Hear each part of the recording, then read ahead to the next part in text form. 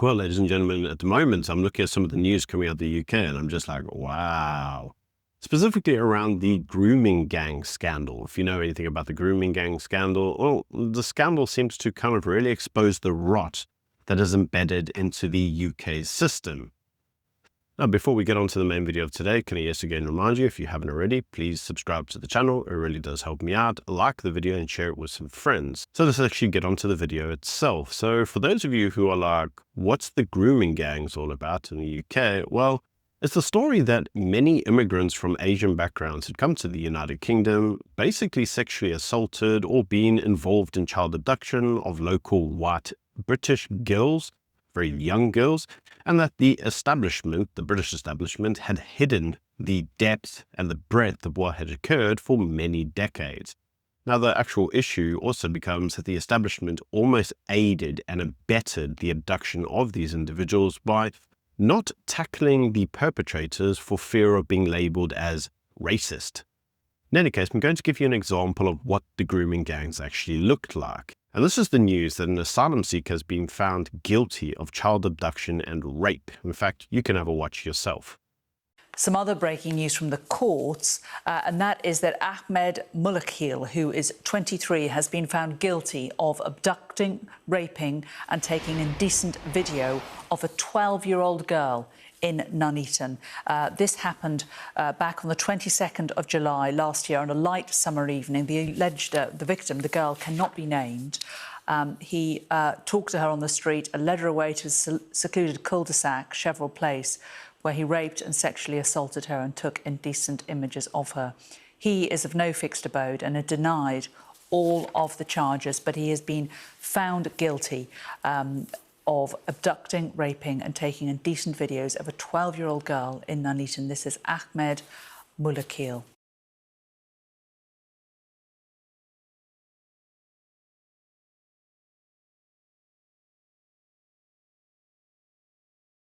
Now, this isn't the only type of scenario. I just wanted to show you that video because that's what's occurred recently, like literally within the last couple of days. But actually at the grooming gangs inquiries, which the Labour government has really resisted, the type of testimony that we're being presented with include testimonies like this. In 2008, an 11-year-old girl came to the attention of the police after she disclosed that she and another child had been sexually abused by a group of adult males. Just a few weeks later, she was found in a derelict house with another child and a number of adult males. Yet she was arrested, 11 years of age, she was arrested for being drunk and disorderly, and none of the males were arrested. Has your force identified the police officers involved in that and found out what went on?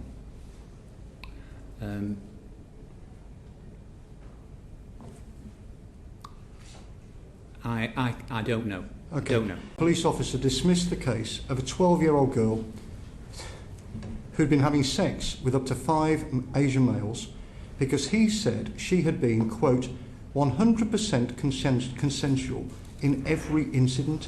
12 years of age? I think that's unbelievable, to be honest. Have you identified who that officer was and found out what happened there? Can I just make one thing clear? That I've said today that we must have an independent investigation team to come back at this. I have also personally spoken to the Director of Investigations if a report, at the IPCC. Sorry, Mr. Austin, could the Chief Constable just finish? Please finish. I've also personally spoken to the Director of Investigations at the IPCC and in order to involve them in this as well. Fathers had tracked down their daughters and tried to remove them from houses where they were being abused, only to find themselves arrested when police were called to the scene. Do you know what happened in that case?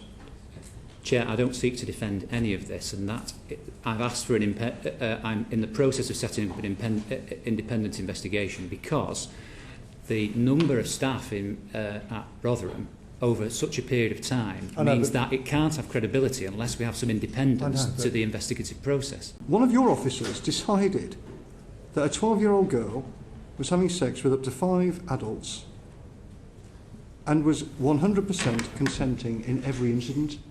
Should somebody like that be working for the police? So, I mean, somebody's capable of making a decision like that? No, it's a dreadful decision. No. And I've set my position out to find out about it. Now, it's important to understand that for a very long time, Rupert Lowe and many in the Reform Party have been trying to push for grooming gang inquiries, but the Labour government keeps resisting it. Now, because Rupert Lowe's party had privately fundraised to force an inquiry, Parliament is now going ahead with the inquiry, basically because of public pressure, not because they feel it's the right thing to do. Now, this has resulted in individuals such as the Home Secretary suggesting that the grooming scandal was one of the darkest moments in the British history. But the problem is, it wasn't. The grooming gangs and the story that led to it is still continuing today, as Rupert Lowe suggested in Parliament. Now, you may look at all of that and say, why has the British Parliament been so reluctant to do the grooming gangs inquiries? Well, according to a Reform MP, if you actually look in Parliament now, there are a number of Muslim MPs and Labour allies who are all screaming outrage around the idea of the grooming gangs inquiries, because according to them, even by having the grooming gangs inquiries, it's racist.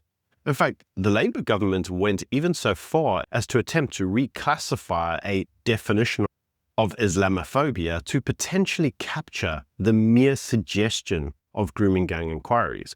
References to grooming gangs could, according to the Labour government's definition of Islamophobia, be classed as Islamophobia and be classed as hate speech. So you could effectively criminalize even the inquiries into the grooming gang scandal. Now, the actual inquiries into the grooming gangs have actually escalated, with suggestions now that many of the abused may have even been trafficked out of the United Kingdom and sold as sex slaves in Pakistan. Sounds very ludicrous, I'm sure, but according to Rupert Lowe, it's true. Now, obviously, in typical fashion, the BBC, ITV, and Sky News hasn't reported on any of this, and what they have noticed is, the latest pop trend, because the most damning story around multiculturalism in the United Kingdom is currently getting zero press interest. In fact, not only is it getting zero press interest, but actually the Home Office itself has even gone as far as to now silence anybody who suggests that there may be issues with Islamism in the country. And that is the idea that the Islamists are attempting to take over key positions of power, and that they're doing this through threats of Islamic extremism. So in order to placate these individuals and not get forms of Islamic extremism, they're effectively attempting to cave in and be polite. That way, no one gets hurt. But does that really solve the problem? Well, according to some, no, it really doesn't. Our numbers are massive. There's 50 million Muslims in Europe. There's more Muslims in Europe than there are in some Muslim majority countries. If all the Muslims in Europe were one country, it would be one of the biggest Muslim countries in the world. That's the truth. If all the Muslims in Europe were one country, it would be in the top 10 or top 15 biggest Muslim countries in the world. It would be a big country. We're a big people. So that means we need to start acting like the Muslim community have to become the consequence. Make them think, okay, well, if we mess around with this community, what's going to happen? We have to start acting as if we have the upper hand, because we do. وَكَلِمَةُ اللَّهِ هِيَ الْعُلْيَا, as the Quran says. The word of Allah, it's high. The reason why the Salaf, the early generations, were so successful in spreading Islam across the world was because they had this immense amount of courage backed by this immense amount of tawakkul, which means reliance on Allah. You realize that, look, I'm doing this for the sake of Allah, and it is what it is. Whatever happens, happens. Concept of martyrdom, then I would consider that to be an advantage, frankly.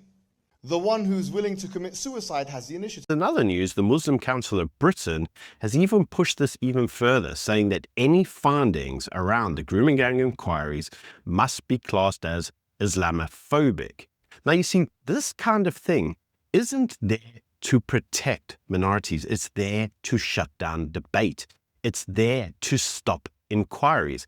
And you must ask yourself the question as to why would you want to stop these inquiries? Well, one place that you could get a lot of information that would assist the inquiries would probably be from the courts archives. Because if you look at the courts, what you'll notice is that a number of individuals have gone to court, they have been through criminal cases, and effectively those cases have unearthed damning information that could be used for the purposes of the inquiry. Well, in a brilliant move, the Justice Minister, David Lammy, Labour's David Lammy, has decided, well, you know, that court data, that magistrate court data, we should probably delete it. You know, the archives of the records are just getting so big. And, you know, there's like 1.6 million criminal hearings that occur. You know, it's a lot of data. So let's just delete the data. Yes, they're literally deleting the court data that would necessarily be used for the purposes of the inquiry in order to stop the inquiry. Now, if you actually look at it, around 39 media organizations actually use that data to highlight key issues in the country, basically through the court system. Obviously, you get to know what's going on in the court systems through the court cases that go through them, and that gives you an idea of what's going on in the country. Well, I mean, you don't want them actually, you know, reporting on this stuff, do you? So just, well, delete the data. And this is leading, again, Rupert Lowe to say that the British state must not delete the data because what they are attempting to do is hide the findings. In fact, have a watch. The Minister will be aware that we have privately crowdfunded a rape gang inquiry which is ongoing. During the course of that inquiry, which continues today, we've uncovered vast evil which is happening across the country, as well as systemic state failures. When we release the report, we're intending to pursue private prosecutions against those who failed. So Order. The question did ought to relate to the urgent question. Will the Minister give me a copper-bottom guarantee that the transcripts of previous court cases will not be destroyed? Minister. Well, let me start by saying that this government is committed to tackling grooming gangs, punishing offenders and protecting children. The grooming gang scandal is one of the most heinous crimes of our time. But allow me to repeat this. It's fundamentally incorrect to say that court records are being deleted. Court records are remaining completely intact and would only be deleted in line with GDPR and record retention policies. The data that we're talking about here is data which a private company, Court's Desk, has been asked to delete because it has not demonstrated, it has failed to demonstrate that it is using that data responsibly. This data is Magistrate Court's list and outcomes only, so not the sort of transcripts of which he speaks, data that they are not entitled to hold. So the sorts of data that he is concerned with remain, and for those who need to access it for investigative purpose or otherwise, they can do so through the usual channels. Now, you may look at that suggestion that there is this like Islamist takeover of the British state. What you'll also notice is that this week, a school in London branded a 4-year-old racist after they refused to take part in Ramadan. You know, that famous 4,000-year-old tradition that the Brits have always celebrated? Yeah, that. In fact, you can have a watch right here.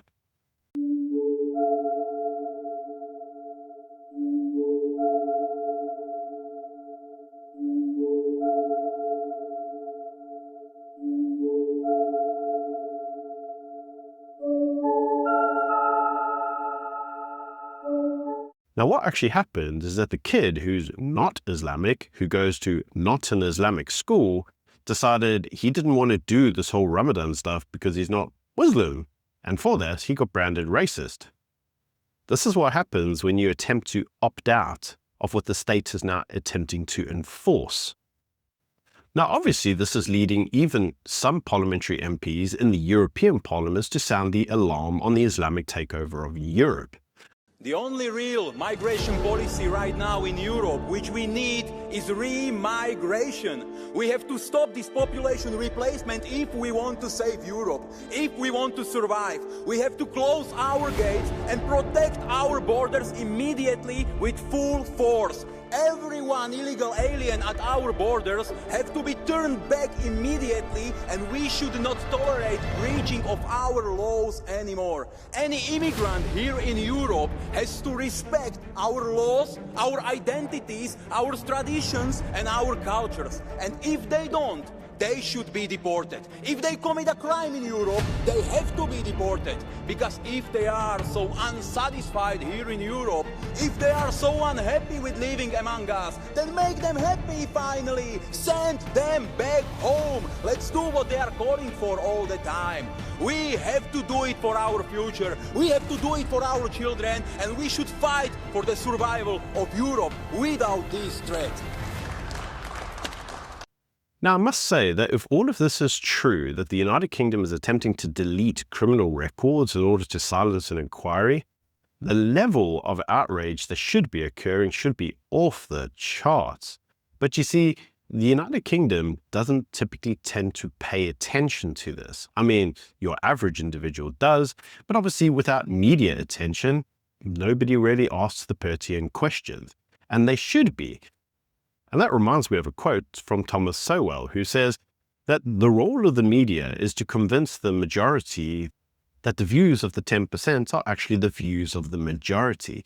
And I must say, when it comes to the Islamic State of England, it's pretty much working. At least that's my opinions. Do let me know what you think in the comment section below. And until next time, bye. You know, we always used to think shrinking population is a cause for negative growth. But in my conversations with the leadership of these large developed countries that have xenophobic immigration policies, they don't allow anybody to come in, shrinking unemployment, shrinking demographics, these countries will rapidly develop robotics and AI and technology. And if the promise, I didn't say it's going to happen, but if the promise of all that transforms productivity, which most of us think it will, we'll be able to elevate the standard of living of countries and the standard of living of individuals, even with shrinking populations. And so the paradigm of negative population growth is going to be changing. And the social problems that one will have in substituting humans for machines is going to be far easier in those countries that have declining populations.